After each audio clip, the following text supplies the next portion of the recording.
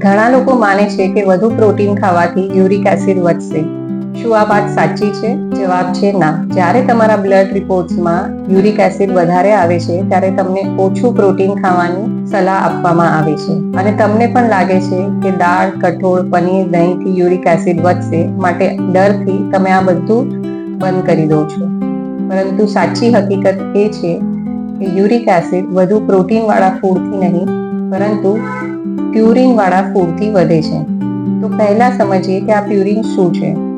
Purine શરીરમાં naturally મળતો compound છે, જે ડીએનએ અને બોડી સેલ્સનો પણ એક ભાગ છે. જ્યારે પ્યુરિનનું બ્રેકડાઉન થાય છે ત્યારે યુરિક એસિડ બને છે.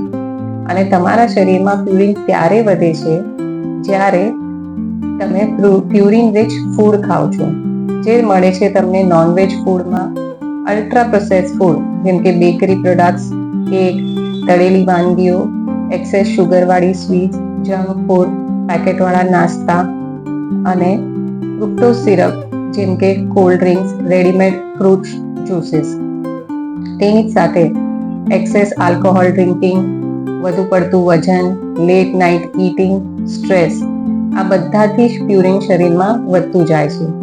અને જો તમને કોઈક મેટાબોલિક ડિસઓર્ડર્સ જેવી રીતે કે ડાયાબિટીસ હોય તો પણ શરીરમાં પ્યુરિન વધે છે.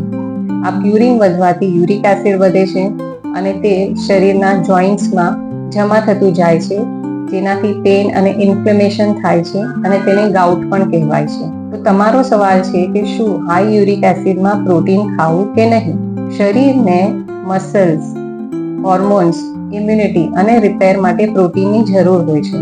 માટે હાઈ યુરિક એસિડમાં તમારે પ્રોટીન ખાવું જોઈએ, પરંતુ જે પ્યુરિનમાં લો હોય. દાળ, કઠોળ, પનીર, દહીં, છાશ, આ બધામાં જ પ્રોટીન છે, પરંતુ તે લો પ્યુરિનવાળા છે, માટે તેને તમે બેલેન્સ પોર્શનમાં લઈ શકો છો. તેની સાથે પ્રોપર હાઇડ્રેશન રાખો, જેમ કે 2 થી 3 લીટર પાણી પીઓ, તમારા વજનને કાબૂમાં રાખો, એક્સરસાઇઝ કરતા રહો અને ઘરનું સાત્વિક આહાર ખાઓ. યાદ રાખજો, હાઈ યુરિક એસિડમાં પ્રોટીન વિલન નથી, પરંતુ હાઈ પ્યુરિન રિચ ફૂડ અને ઇમ્બેલેન્સ લાઇફસ્ટાઇલ વિલન છે.